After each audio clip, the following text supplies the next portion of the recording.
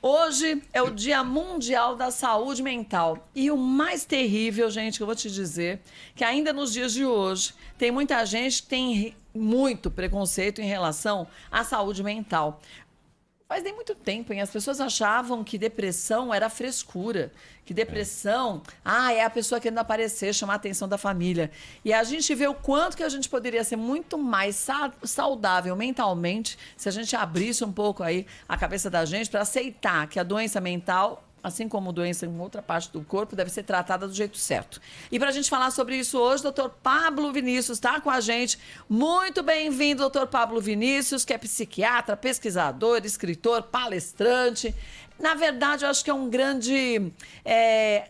eu acho um grande cientista para tentar encontrar o caminho também das pessoas do lado emocional, para elas verem qual a importância da gente se autoavaliar nesse sentido, né, doutor? Como vai? Tudo bem?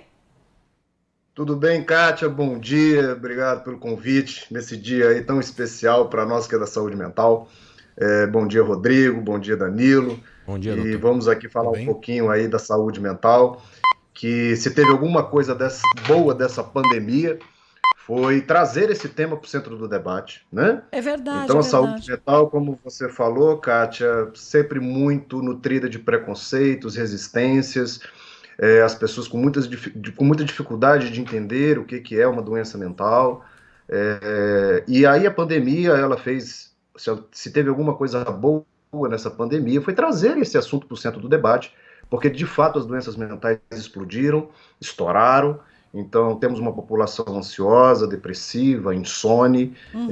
e aí os canais, os programas, os jornalistas, todos muito interessados em trazer esse tema para o debate.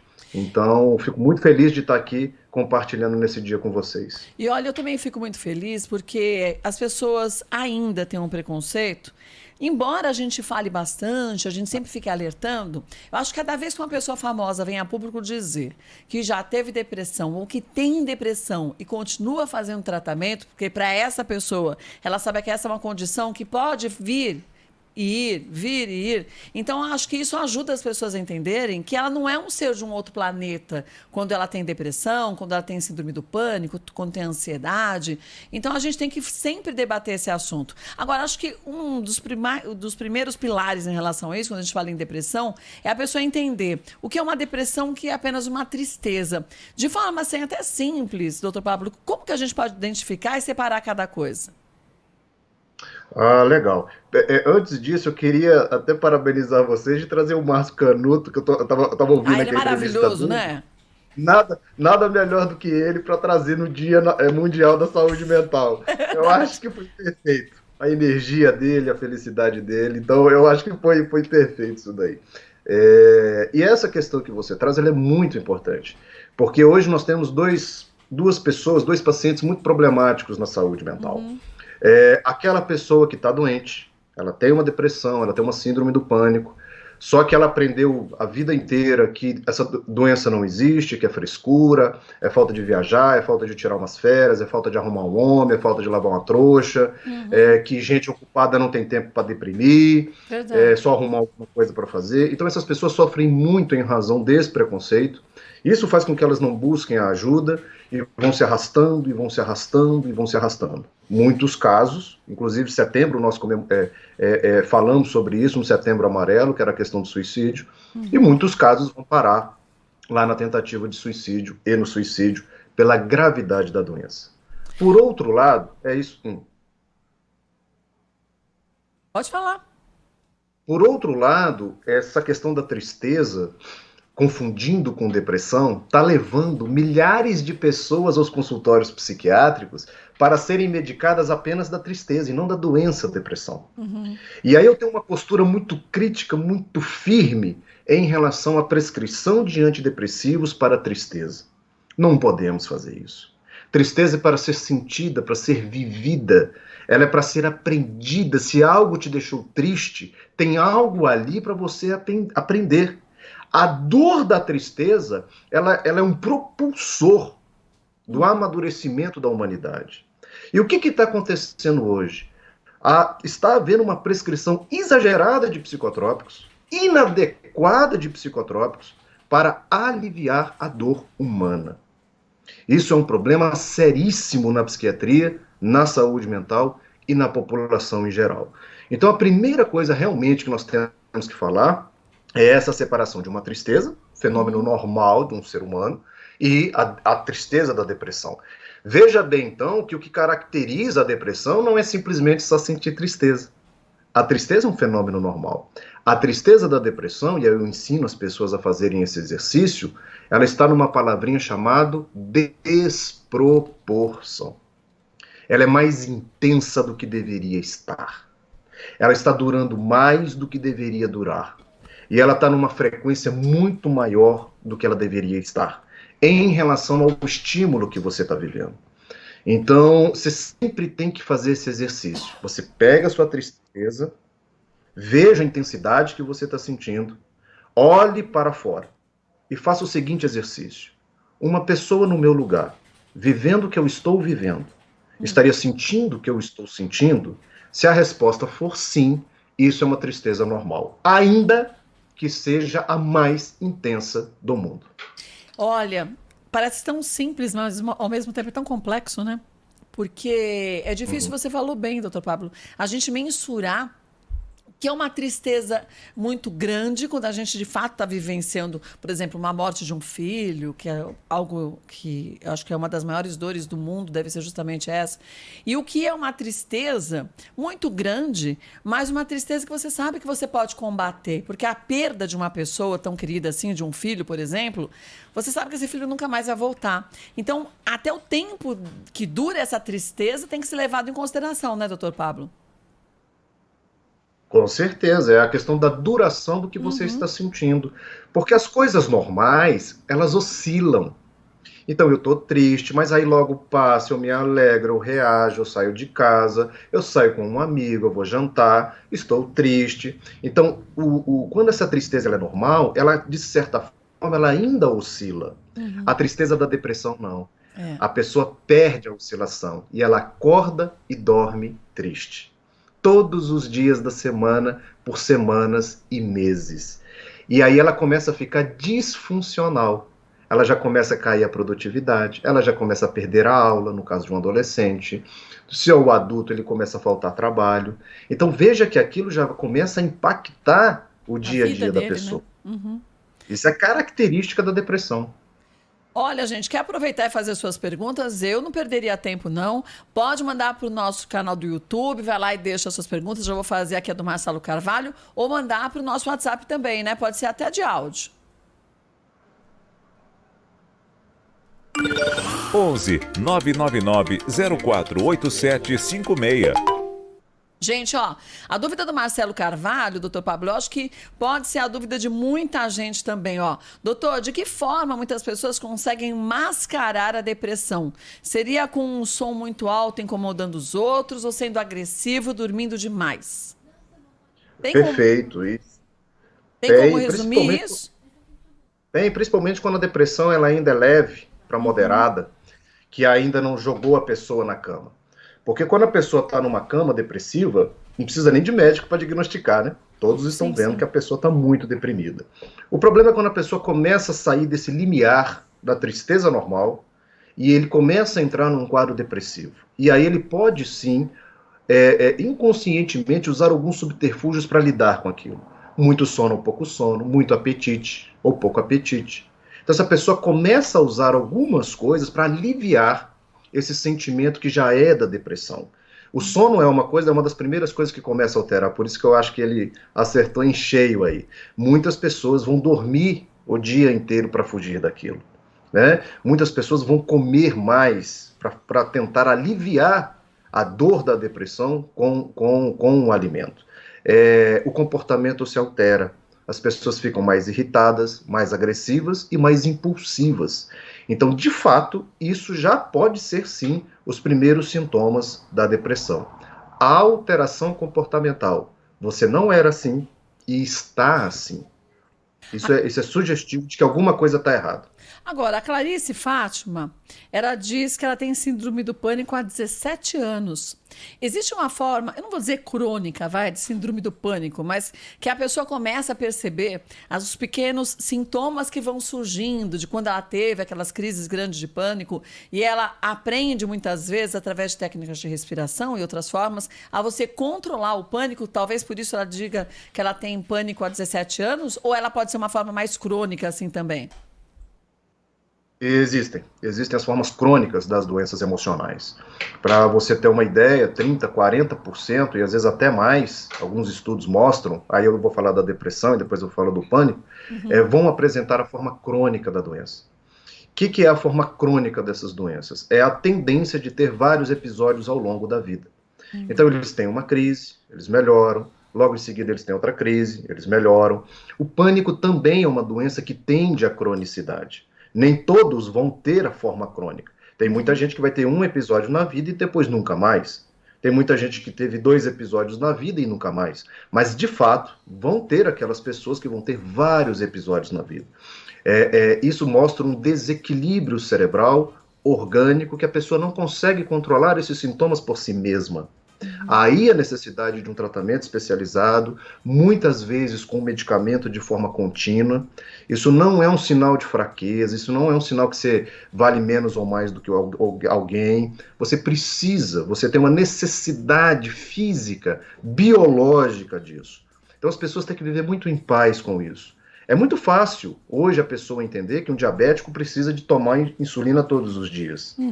Mas ainda é muito difícil para que um paciente da saúde mental, os seus parentes, possam compreender a necessidade de tomar um remédio diário. E aí eu até brinco, até falo uma história assim, que um filho chega para o pai e fala assim: papai, o senhor tomou seu remédio da pressão alta, papai?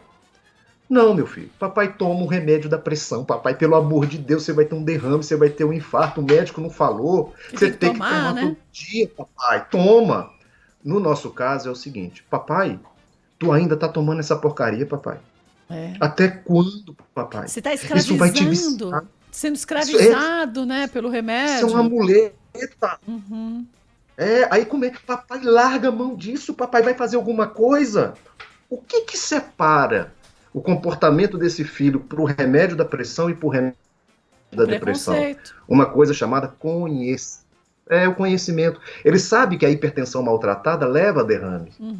Mas ele ainda não sabe que a depressão é uma doença cerebral, como qualquer outra, como você falou aqui no início.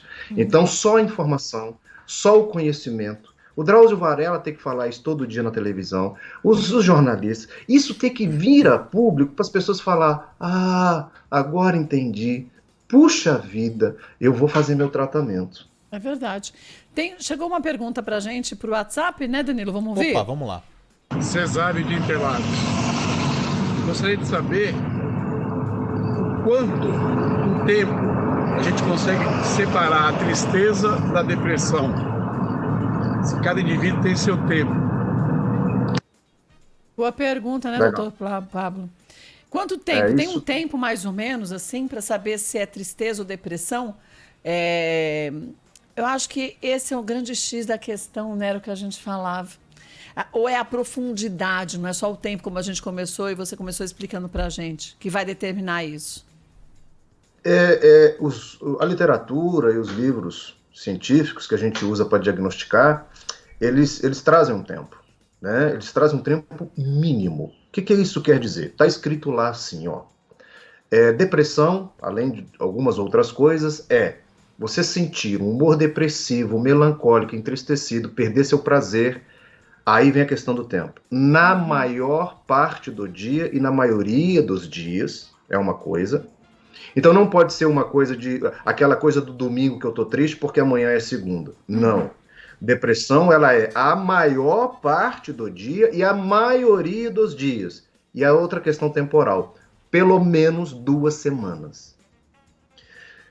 Só que isso tem que ser avaliado muito caso a caso. Porque se você é uma mãe e a sua filha está internada na UTI, entre a vida e a morte, há 3 semanas, você vai estar muito mal todos os dias e a maior parte. Não tem como ficar bem, né? Exatamente. Então, esse critério temporal, ele é só para nos nortear em relação ao diagnóstico. Mas o diagnóstico ele é muito mais amplo do que simplesmente esse critério temporal. Mas ele existe. Olha, o Daí pergunta o seguinte, doutor, você falou de fugas para fugir da situação e se trocar essas fugas por fazer exercício físico, ir à academia, se realmente funciona. Isso pode ajudar ou geralmente essas pessoas não conseguem fazer esse tipo de atividade? Odair, né? É isso, Odair. Meu amigo, você foi aí agora no ponto-chave que eu defendo tanto hoje na saúde mental. Saúde mental é estilo de vida. Saúde mental ela é conquistada no seu estilo de viver, nas suas decisões, naquilo que você faz, fora de um consultório psiquiátrico. Quando eu dou uma receita para o meu paciente, eu mostro o papel para ele e falo assim, a sua saúde mental não está só aqui. A sua saúde mental está lá fora quando você sair por essa porta. Se você vai ou não fazer atividade física, se você vai ou não fazer uma dieta, como está teu sono. Você dorme 4 horas por noite achando que isso é o máximo, você vai deprimir. A gente sabe que privação do sono hoje aumenta em 4 vezes a chance de depressão. E a gente tem a cultura que dormir é para os fracos. Que quem é inteligente dorme pouco. Isso é um absurdo. Então, saúde mental, ela está relacionada ao estilo de vida. Atividade física, Odair, é remédio. E eu não estou falando de achismo. Inúmeros estudos hoje corroboram isso. A alimentação é fundamental. Você sabia que as pessoas que têm uma alimentação rica em fast food têm 41% de chance a mais de entrar em depressão? Isso em função do quê? Conservantes e gorduras? Não, do nosso intestino, porque o fast food, além da gordura trans que você disse, dos conservantes também, claro, eles inflamam o intestino. Eles dão pico de glicemia, eles dão pico de insulina, eles aumentam o processo inflamatório no corpo.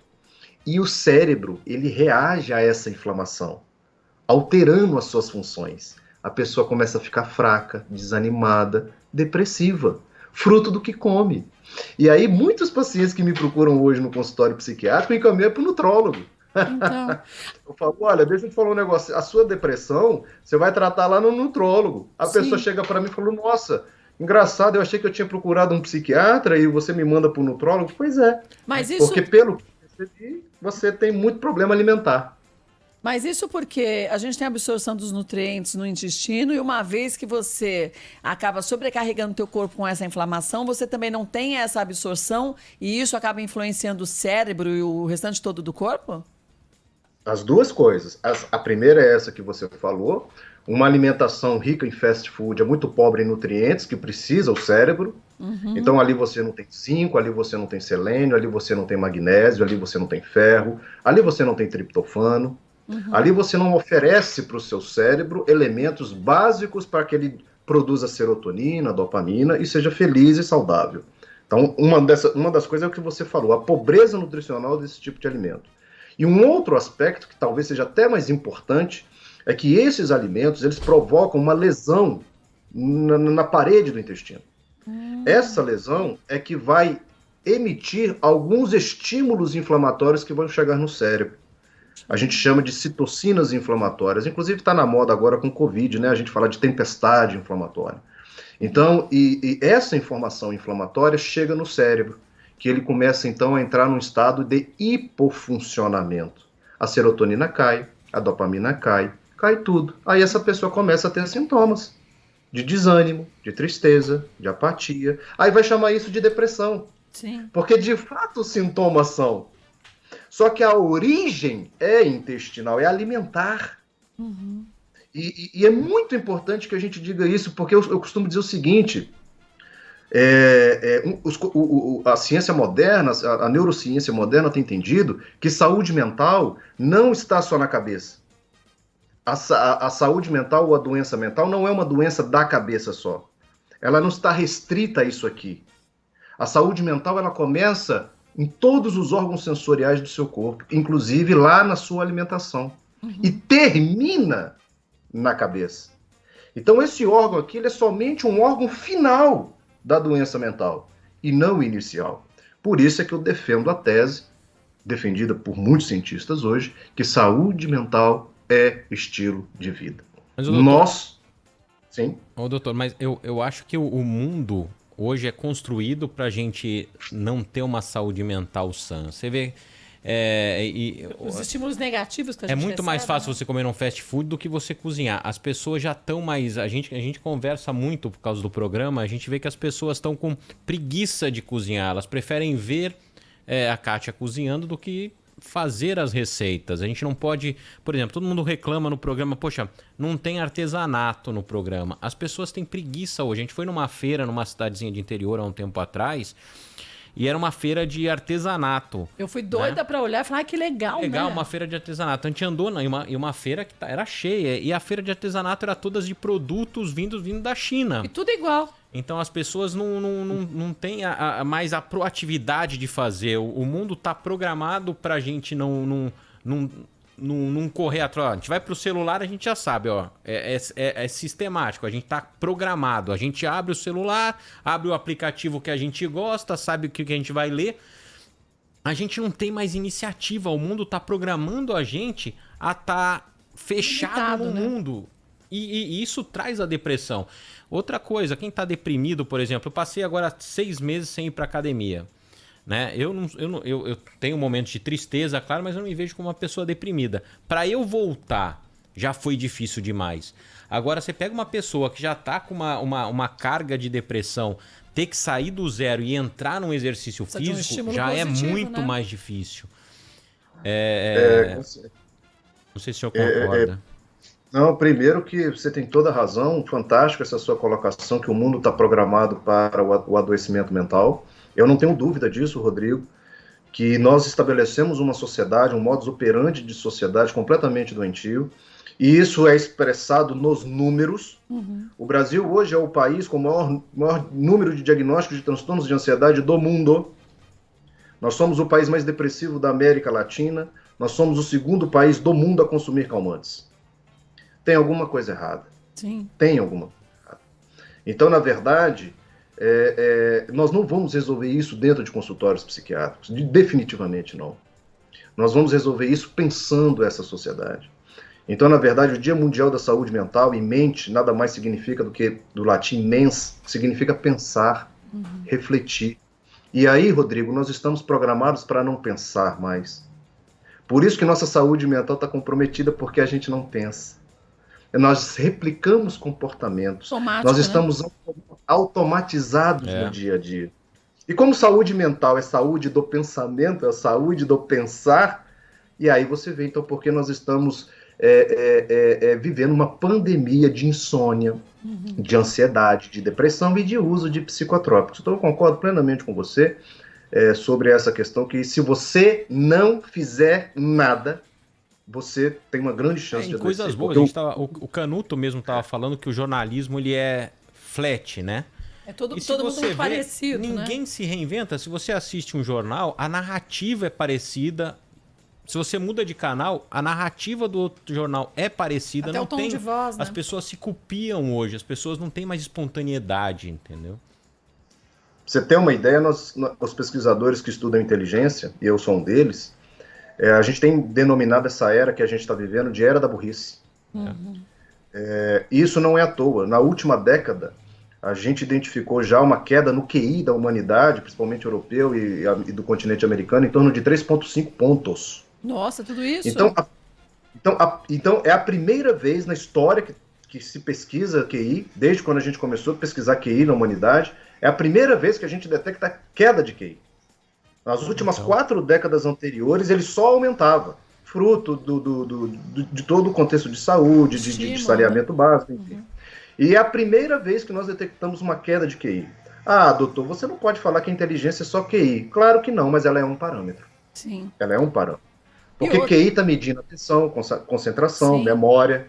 Então as pessoas, de fato, elas estão tendo um comprometimento muito grande na sua capacidade de reflexão, de pensamento, de tomada de decisão, de fazer boas escolhas e de viver de uma vida saudável. Então você tem toda a razão, Rodrigo, nesse sentido.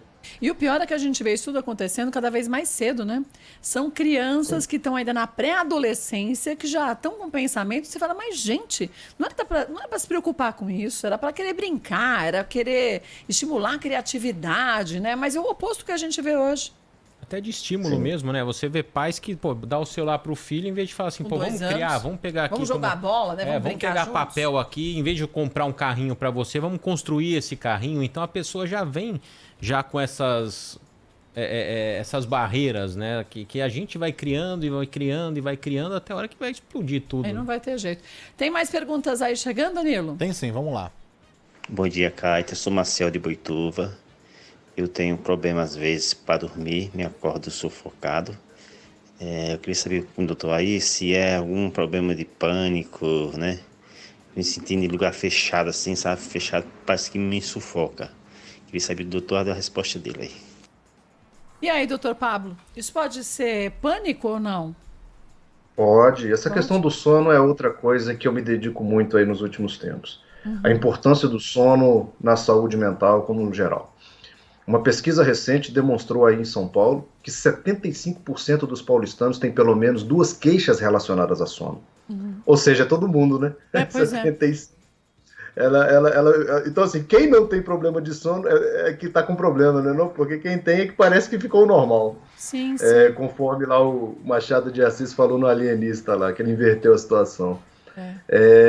Então, o que acontece hoje? Qual que é o grande inimigo do sono e dessa questão que ele falou pra gente aqui, que ele acorda sufocado?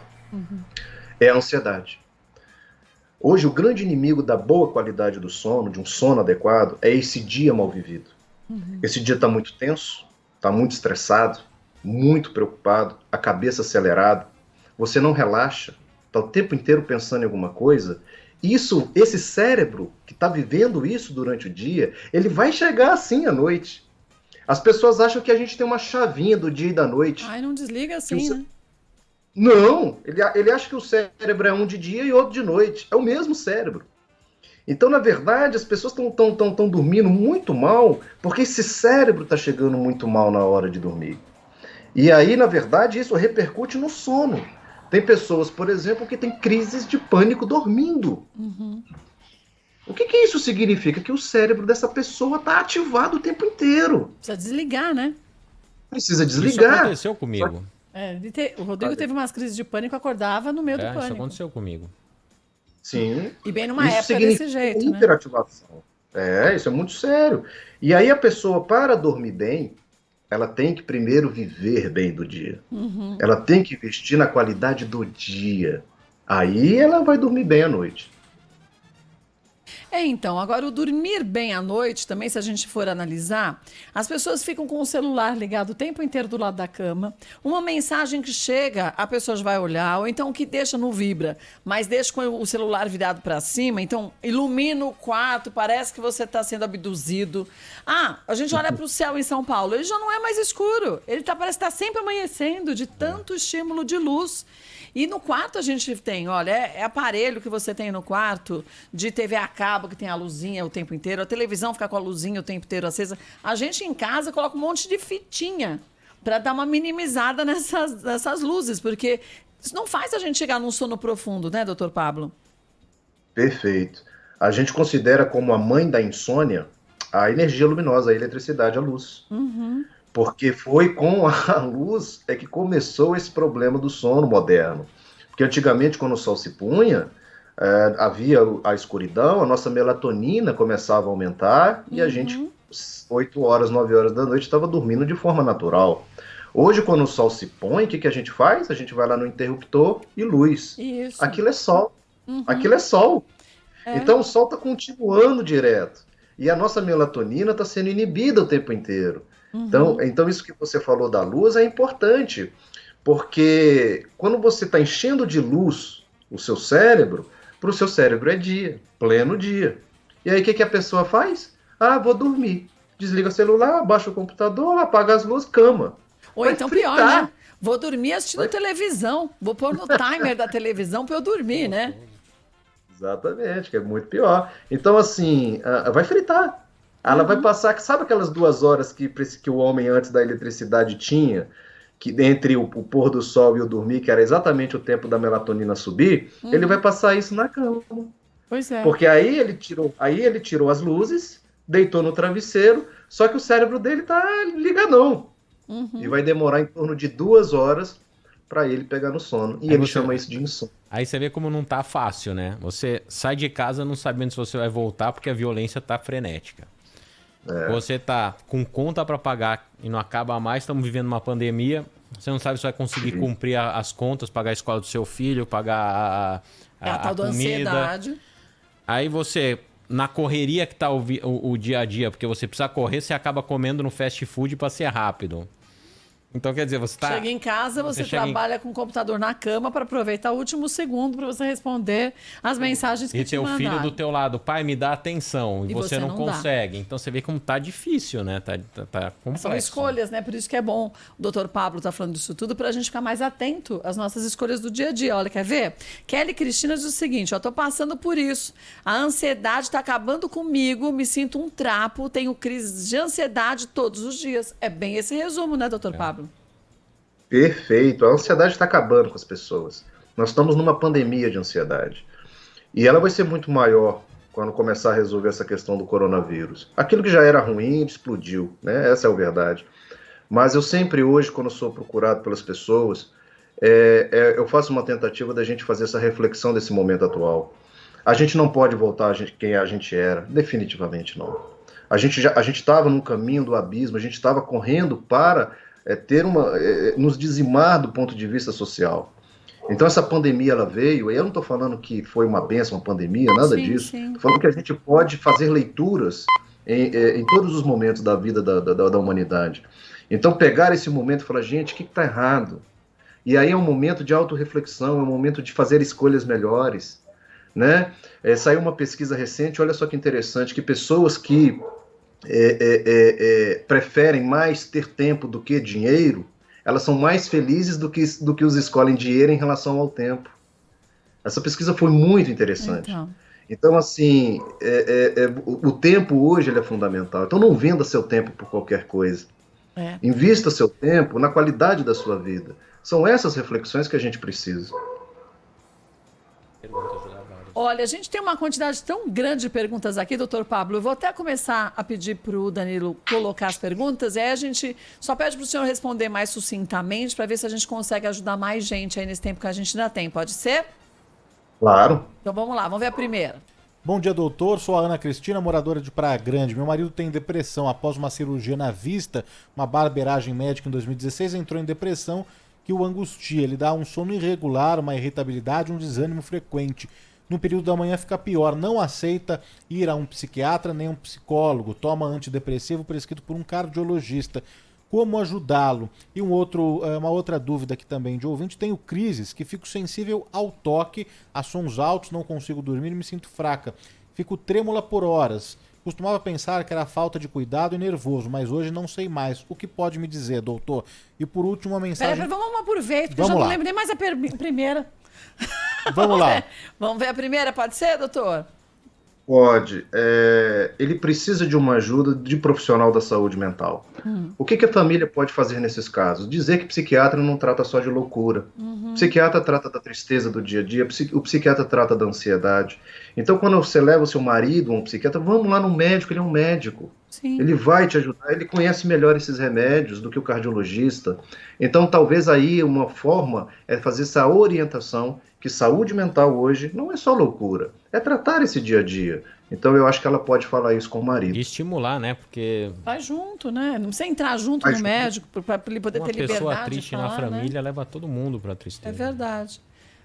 Mais uma pergunta, qual a segunda que você falou, Danilo? A segunda é que tenho crises que fico sensível ao toque, som alto, não consigo dormir, me sinto fraca, fico trêmula por horas. Eu pensava que era falta de cuidado, né, nervoso, mas hoje não sei mais o que é.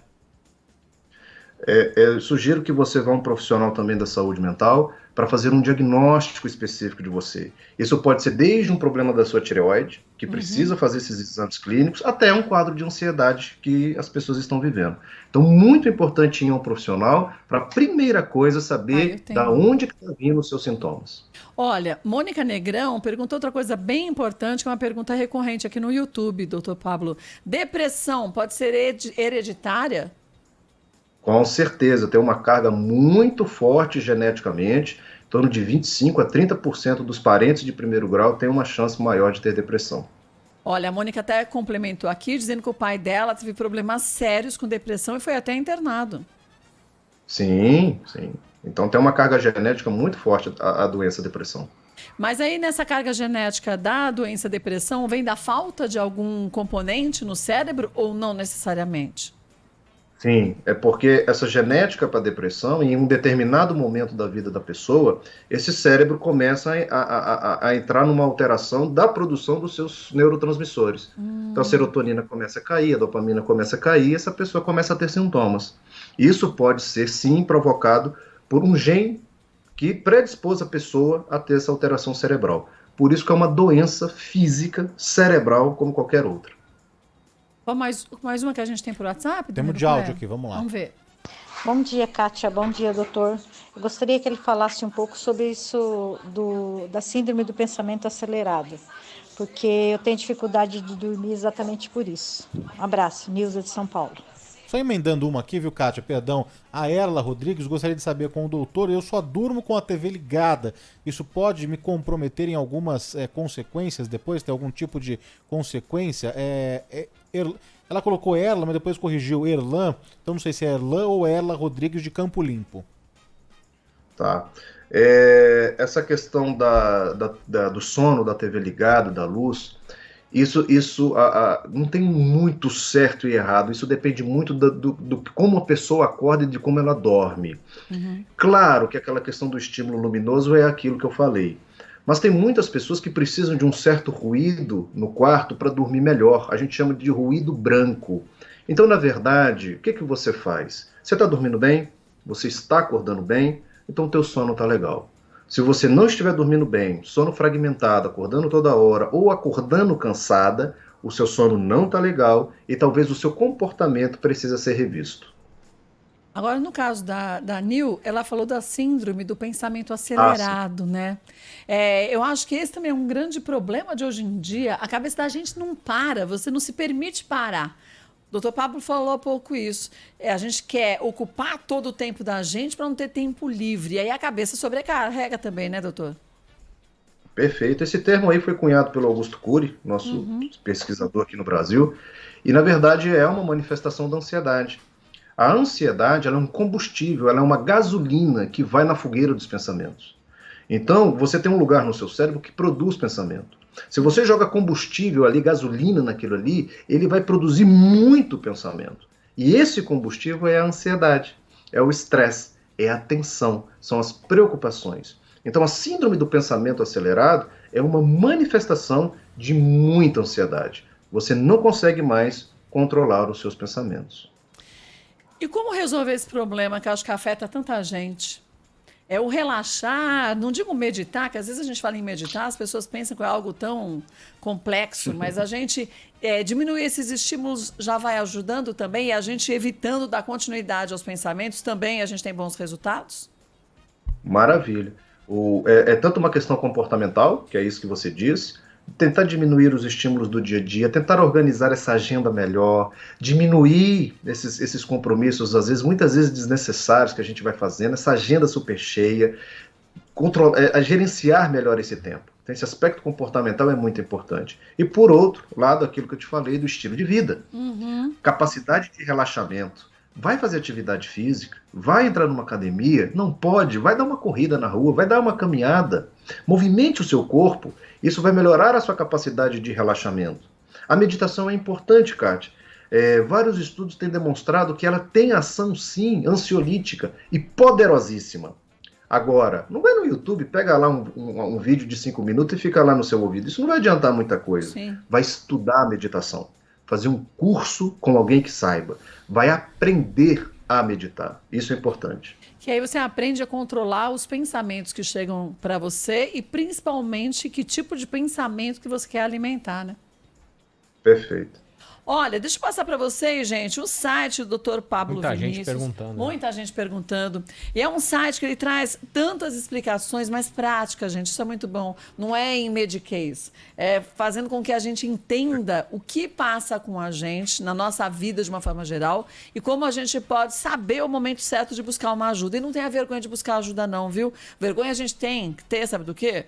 Da gente jogar uma toalha em cima do problema e achar que assim você está resolvendo. Assim você só está complicando ele. O site do Dr. Pablo é www.pablovinicius.com.br. E as redes sociais, Dr. Pablo? Eu tenho um Instagram, é o DR Pablo Vinícius, onde eu tenho lá um programa semanal nas segundas-feiras à noite chamado No Divã, que eu recebo as pessoas e escuto e bato e troco ideias e tentar desmistificar as doenças mentais. E uma outra coisa que eu queria falar é que eu tenho um livro que eu disponibilizei gratuitamente para as pessoas hoje, é um livro sobre depressão. Me senti que seria o meu papel social nesse momento de pandemia. Eu transformei esse livro, que era impresso em e-book. Então lá no meu Instagram, na bio, tem ele lá, chama Há uma Luz no Início do Túnel. E você cadastra e recebe ele no seu e-mail. E é um livro sobre depressão, desmistificando remédios psiquiátricos, esses mitos que existem, para que as pessoas possam ter uma certa paz, uma certa tranquilidade em relação a esse tipo de diagnóstico. O que é extremamente importante, porque a gente tem que ter confiança no tratamento que a gente está fazendo no médico, para que a gente também obtenha resultados, né, doutor? Queria agradecer demais sua participação no Do Bom e do Melhor. Lhe espero mais vezes, porque são tantos os assuntos para a gente falar sobre saúde mental. Hoje a gente conseguiu abordar 2 importantes, mas faltam tantos outros. Obrigada, viu, doutor Pablo? Obrigado, doutor. Eu que agradeço e parabenizo a iniciativa de vocês nesse dia que a gente comemora o Dia da Reflexão e do Pensamento. É verdade. Um grande beijo. Obrigada. Bom dia.